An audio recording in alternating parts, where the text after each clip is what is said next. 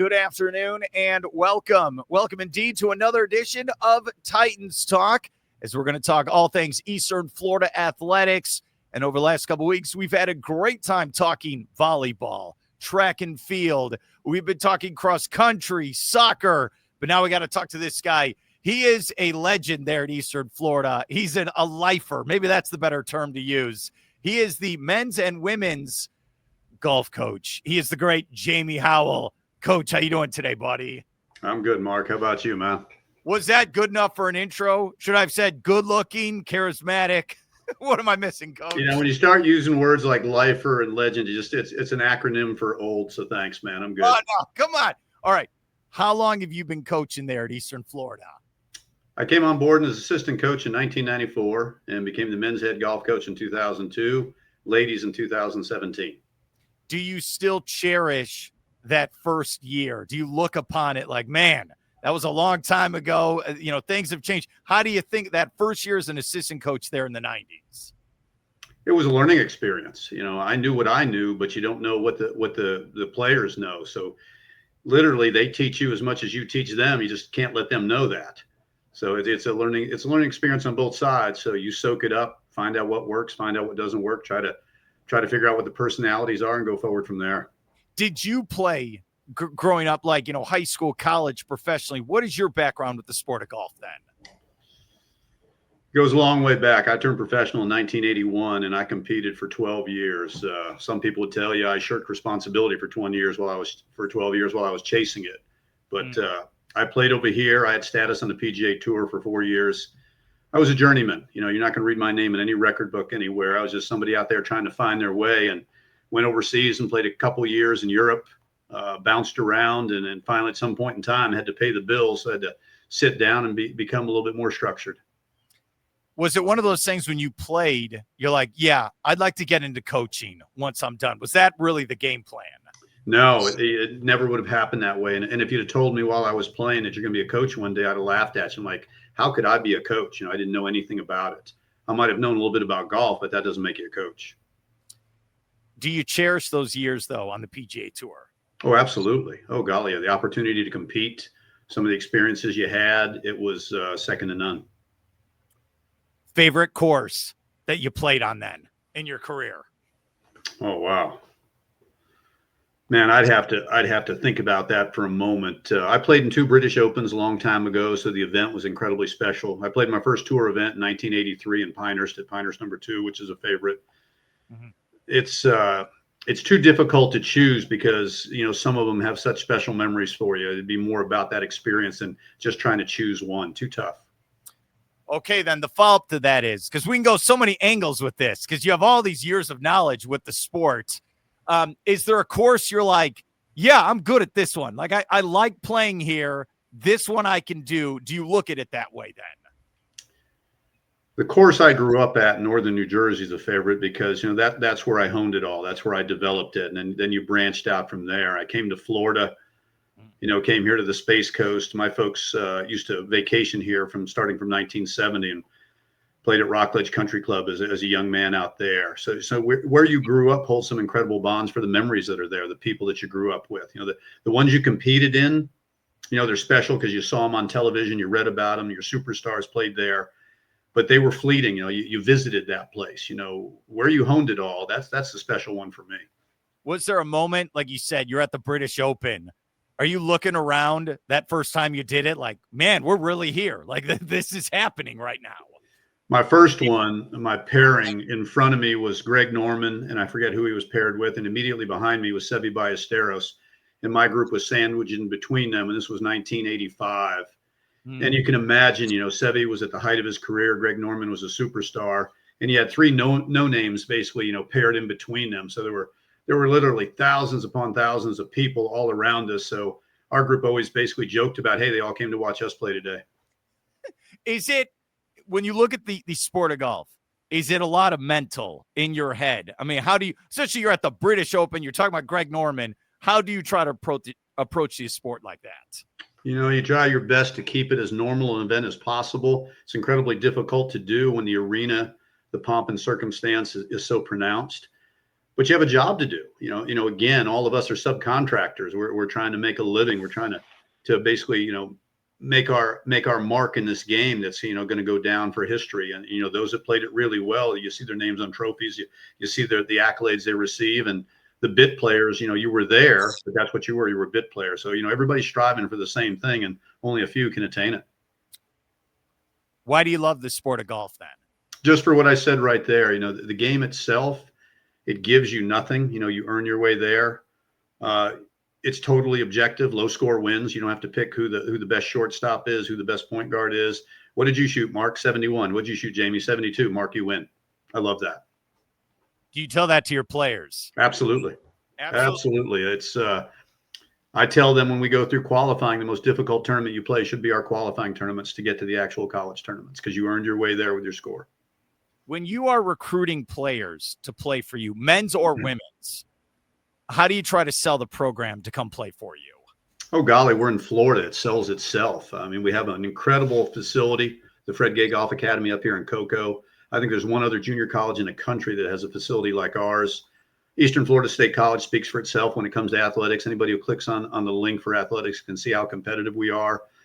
On a bad day in the wintertime, we can play golf. We're not going to be snowed in. We have an incredible amount of support from our community here. It's a wonderful place to be. I was able to step into a nice setting and carry on the tradition of excellence that Eastern Florida State College golf is known for. Okay. How do you juggle doing men's and women's golf? It's challenging? You could let us know. Don't worry. Jeff Carr won't watch this, your athletic director. No, Jeff's a great guy. How do you juggle coaching the two teams then? Let me put it to you this way. I know exactly how busy Mr. Carr is, and I think he can appreciate how busy we are as coaches, and I wouldn't begin to try to do what he does. You set your schedule. The best thing you have is you have a schedule for your teams, and you stick to that schedule unless something changes it, weather, an earth-shattering event, whatever it might be. And if you schedule it and you get both teams on board, it's like, ladies, we're doing this today. Gentlemen, we're doing that today. Gentlemen, we're doing this tomorrow. Ladies, we're doing that tomorrow. You have to have some assistant coaches. You can't do this alone, but you have to have basically a very organized schedule, and you stick to it. And the better you do that, the players know what to expect, so they can't shock you with anything. Okay, so if you have a recruit that comes to you, let's say, they're 18, they're just graduating high school, are there certain standards you're looking for as a golf player? And then once you get them, are you trying to help them get to that next level as a player? So I'll answer it in order. So when you recruit, the easiest thing you recruit is the talent. That's easy. The chemistry is the most difficult part. So you want to see what that player looks like after they make a double bogey. They all look the same when they make a birdie. You want to see what that player looks like when they interact with their parents. You want to see what they look like when they interact with their friends, because the character of that person is going to come out in everything they do when times are tough.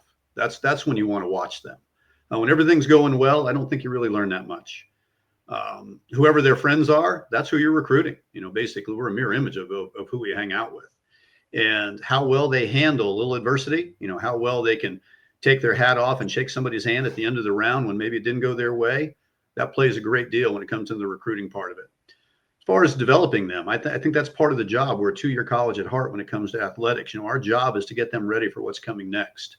They're not all going to be superstars. Not everybody's going to get to the NBA or the major leagues of baseball. Not everybody's going to make the PGA or LPGA tour, but that shouldn't stop them from aspiring to achieve more, to go to the next level and play college golf at the NCAA level, and maybe have that opportunity to help pay for their way through school. I mean, it's an incredible opportunity. That's why so many folks want to come to the States and take part in this.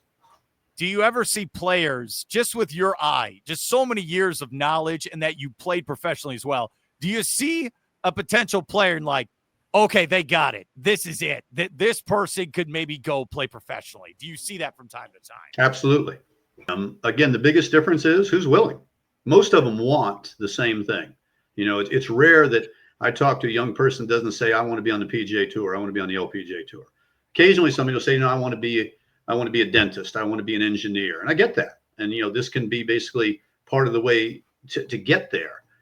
But most of them will dream pretty big. And then the one thing that I'll share with them, dream as big as you can right now. You're 18, 19, 20 years old. This is the time your dream should be huge. Now go chase it. Don't just let it be a dream. What are you doing to try to achieve it? And if you don't, that isn't necessarily a bad event happening, but you may take a look at it and go, well, why didn't I achieve it? Did I really give it my all? Did I really, immerse myself into it? Or did I get to the point where maybe I just didn't want to do that? Okay, let's go over both your teams then. All right, how many players are on the men's team right now for your roster? 10. 10. And then so women, how many players do you have? 7. Okay, so there's 17, right? And like you said, your assistant coaches help you out as well. All right, how often do you guys practice per week with these student athletes? Typically, we practice every Monday afternoon, Tuesday afternoon. Wednesday is an open day for study hall. They want to do some work on their own. If I want to do some work with somebody, if I lose a day, I can steal a Wednesday afternoon back. We practice Thursday afternoon, and typically our practice is from about 1 in the afternoon until dark. Friday morning, we have 6:30 a.m. practice. Normally ends around 8:30, 9 o'clock. Typically, they're back here around noon, 1 o'clock for Friday afternoon practice. Every Saturday at the Golf Academy, we have a junior hour, and basically it's a local junior hour. We don't charge the locals to come out. 2 men and 2 ladies from the golf teams actually are the coaches for the junior hour. I'm the assistant coach, so they have to basically wrap their arms around helping the youth of Brevard County.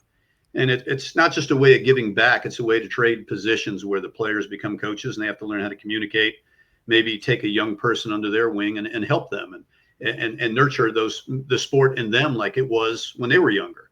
So Sunday is the only day I take off other than when we travel with the teams, and I do the same thing with the golf teams. That is really cool. You guys do that. All right. So, Coach, your Sundays, what happens? No one's allowed to talk to you? Are you go into a bunker? What do you do, Coach? I'm usually up pretty early on Sunday. If I'm going to play golf, it's going to be on Sunday. I spend a lot of time outdoors, especially this time of year. It's hunting season. I'm going to be out in the woods, basically tracking some animals. I fish. I've got a son-in-law who's a captain. We fish a fair amount. My wife usually gets to see me on Sunday. So, probably we visit a little bit, do whatever we can. I still keep busy. It's not beneath me if we can get a golf course on a Sunday afternoon easier than, say, on a Tuesday or Thursday. We'll play on a Sunday afternoon, and I'll lighten up during the week a little bit because having access to the courses is everything for the teams. It isn't just about practice. We want to play. But, again, my Sunday's usually filled pretty much. I love it. I do. That's awesome, dude. Do players ever trash talk you? Like, oh, I could beat you, Coach. Let's go. Come on. All the time. All the time. And what time. are you like The Rock? Like, just bring it? What do you do, Coach? Actions speak louder than words. How about that? I do. That's awesome. That really is. All right. So you talk about the practice schedule. What about just competing? Do you guys go like every weekend, once a month? How does it work with your guys' schedule for actual tournaments? In the fall, each team plays 4 tournaments. The bulk of our tournaments are played on Mondays and Tuesdays. Traditionally, a tournament is either 36 or 54 holes over 2 days. So if it's 54 holes, you play 36 holes on a Monday, 18 on a Tuesday.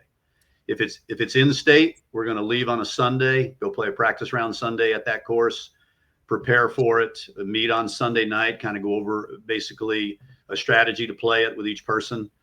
Play on Monday, get all done. We're going to have dinner. We're going to go over our stats, get ready to play Tuesday, get back in the van when we're done Tuesday and drive back home. If it's out of state, we're going to leave really early on a Saturday morning, driving up to Georgia, Alabama, the Carolinas, get to the hotel sometime in the afternoon, check in, go out to the golf course, just chip and putt, try to get familiar with a little bit of the surroundings. We're going to play really early on Sunday morning if they'll let me. I don't like to play in the afternoons. If it rains, I don't want to get rained out. Usually rest a little bit Sunday afternoon, go back to the course Sunday evening, chip and putt a little bit, meet, go over strategy. Same thing, Monday, Tuesday play, get back in the van Tuesday afternoon, head home. I want to clarify this. If you're just listening to the version of this, the audio podcast, Coach was not looking at any calendars while he was talking. You just ripped that all off the top of your head. You got it all figured out, don't you, Coach, when it comes to this schedule? Well, I've been doing it 23 years. I should know it by now. You're absolutely right, dude. In the spring, is it, you said 4 for the fall. When you guys get to the spring, what's the schedule like that for tournament? So we play 6 events in the spring, traditionally 2 in February, 2 in March, 2 in April. The last event for each team is our district championship. So the district championship is what qualifies you to go to the national championship. And it's my goal, we go to nationals every year. With the men's team, we've been to the national tournament every year since I've been here, other than the COVID year that was canceled back in, I believe, 2019. The ladies, we've developed a team pleasantly. I think we've been to the national tournament now the last 4 years in a row. We've been ranked in the top 5 in the country the last couple of years. It's come a long way. The competition in the state of Florida Seminole State and Daytona State have been 1-2 for the last umpteen years. They've been head and shoulders better than everybody. Their tradition is incredible. So rather than try to catch up with them, we just try to keep getting better, and maybe one day they have to catch up with us. Is that the standard for you at Eastern Florida? We're going to go for championships here when we compete every year. To a degree, yes. You have to have some type of goal, and the issue is you can't put the goal so far out there it's unattainable. But at the same time, one of the things we talk to the players about, start going around talking to people a little older than you that competed in college. Start talking to quote unquote former student athletes and ask, how many of you won a national title? And the number is incredibly small. And if you carry on that legend of, hey, we won a national title at Eastern Florida State College. I believe our ladies soccer team won a title 2 years ago. They take that with them the rest of their lives. That's an incredible honor. And you get to share that with somebody that one day might walk in your footsteps. Your credibility goes through the roof when you can share that. Okay. Before I let you go, and I appreciate coming on, and I know you're a very busy man, so thanks for coming on, Coach. All right. So when you go to a tournament, is it individual? Is it overall team score? How does it work at the college level? Yes and yes. So traditionally, a college tournament is 5 players. You count the low 4 scores of your 5 players for each round. So if one person has a bad round, the other 4 scores are going to count. If you have a couple bad rounds, you're still going to count your lowest 4 scores to get a 4-person total for each round. So a traditional total for my ladies team, 4 scores is going to average anywhere from like 75 a player. We're going to shoot anywhere from the high 290s to about 312. With the men, we're going to average anywhere from 280, everybody shooting around 70, to 300, everybody shooting basically around 75. Do you have players, like you're in the middle of the tournament and someone's not having a good round? You could see it. Does it depend on the player, like how you try to coach them, pep talk? How do you try to do it as a coach at this level? There's a little psychology there because it's not unusual for 2 people to have their struggles, and you got to go up to them and go, look, Jimmy up here is having a tough day, and I don't know that we're going to use his score or yours, so you got to save every shot you can coming in because 78 still beats 79.